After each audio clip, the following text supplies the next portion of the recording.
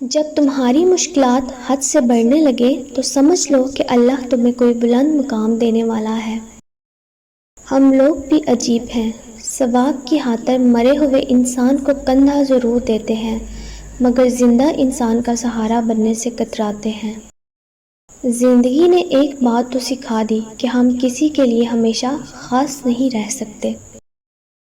صبر کا دامن ہاتھ سے نہ چھوڑو، ہر کام آسان ہونے سے پہلے مشکل ہوتا ہے۔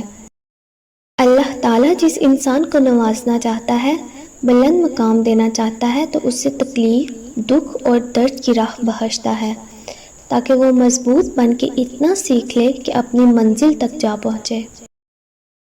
اگر یہ 4 نشانیاں ظاہر ہوں تو سمجھ لیں کہ اللہ آپ کو بلند مقام دینے والا ہے۔ پہلی نشانی، بندے کو اللہ کی عبادت میں لطف آنا شروع ہو جاتا ہے اور گناہوں سے نفرت ہو جاتی ہے۔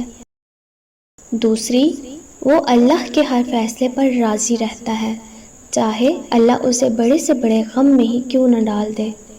تیسری، بندے کے دل میں مساکین کی محبت اور ظالموں سے نفرت ہونے لگتی ہے۔